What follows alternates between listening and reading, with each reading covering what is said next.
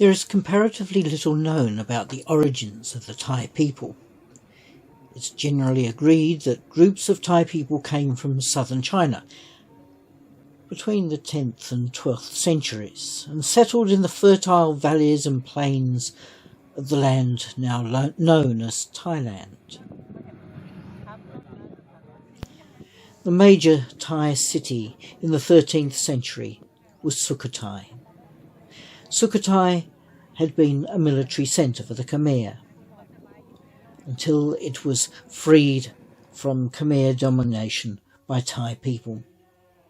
Today, Sukhothai is a large historical park containing the ruins of a number of temples. A lot of work has been done in restoration, which began in 1953 and is still continuing.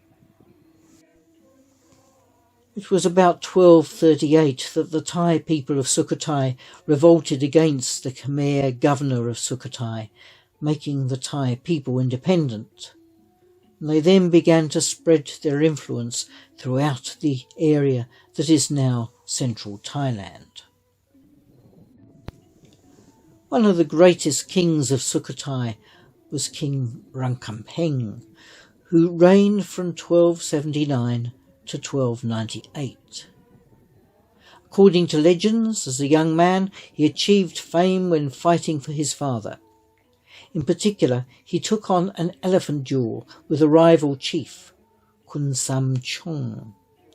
He is often seen as the first great king of Thailand, and during his time it can be said that the Sukhothai kingdom spread over much of what is now considered to be Thailand, apart from northern Thailand, and across into Burma and into Laos.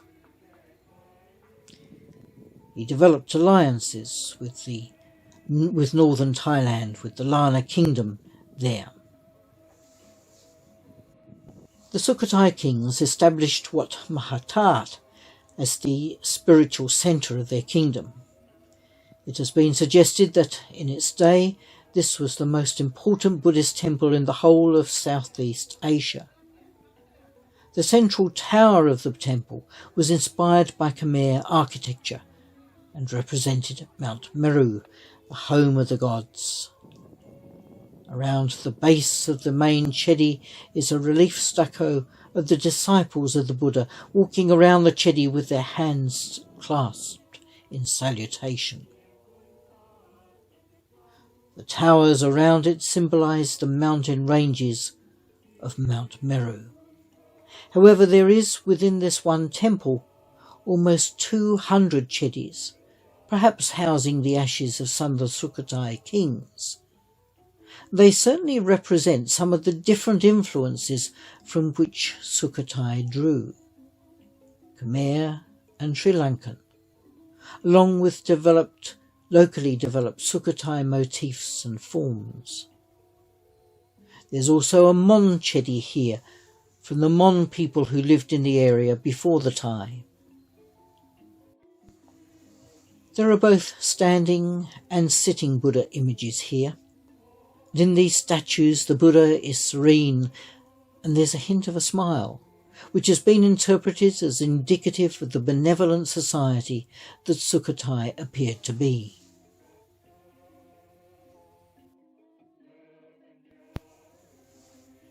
Next to Wat Mahathar is the remains of Noan Prasad. This was once a large building where King Rangkampeng would have presided over his council of state and listened to the teachings of the monks. A stone inscription was found here which described the story of Sukhothai. King Rangkampeng is remembered for several things. The first was his development of the Thai written form. He developed the Thai script from the Khmer and Mon scripts, which were themselves derived from Indian and Sri Lankan scripts. Some early examples of writing from this period are found in the Rangkampeng Museum next to the old city of Sukhothai. This stele is one of the earliest and has been dated as 1292. And these may be the words of Rangkampeng himself. In the time of Rangkampeng, this land of Sukhothai is thriving. There are fish in the water and rice in the fields. When commoners or men of rank differ and disagree, the king examines the case to get at the truth, and this settles it justly for them. Rangkampeng is remembered as a just and benign ruler. Unlike the kings of the Khmer people or the kings of Ayutthaya after him, he did not make much of hierarchy. He was close to all his people. He certainly did not see himself as a god-king. Nevertheless, the 1292 stele describes King Rangkampeng in these words. He was the teacher who taught all the Thai to understand merit and the Dharma rightly. Among men who live in the lands of the Thai, there is no one equal to him in knowledge and wisdom, in bravery and courage, in strength and energy. In Thai thinking today, he remains one of Thai's greatest kings, and his spirit is still venerated.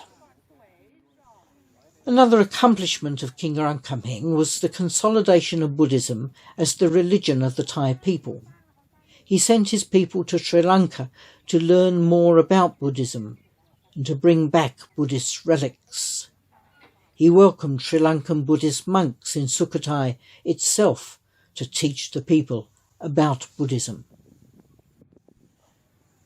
This temple, Wat Sa Sai, was probably a teaching temple for people who would be monks.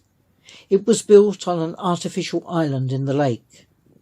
The Chidis is bell-shaped and is indicative of Sri Lankan Buddhist influence. Joined by a bridge and on its own small island is an ordination hall for monks, an especially sacred place. Also found here is an example of the Sukhothai walking Buddha, a style of Buddha image that was developed in Sukhothai at this time. It is marked by the graceful flow of the lines of the Buddha image. The image of the Buddha may say something about the culture of Sukhothai. It has been suggested that the style of the walking Buddha suggested a benevolent culture with high hopes for the future. There are traditions that King Rangkampeng himself went to China. He certainly sent embassies there, as recorded by the Chinese. Through the good relationships that he built with the Chinese, he was able to bring back to Thailand the art of ceramic pottery, such as this urn. He developed kilns in the Sukhothai area and began trading the ceramic pottery internationally with countries such as Indonesia and the Philippines. Ceramic pottery has remained an important product of Thailand. There are some examples of pottery made in the region of Sukhothai, mostly in the 14th and 15th centuries, in the Rangkampeng Museum. Indeed, Rangkampeng did much to develop trade and create a strong economy. Cowrie shells were still often used as money at this time, but other forms of exchange were being developed.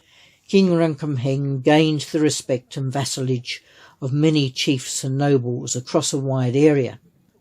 However, after his death, some discontinued their support for the Sukhothai kingdom, and the influence of the subsequent Sukhothai kings waned.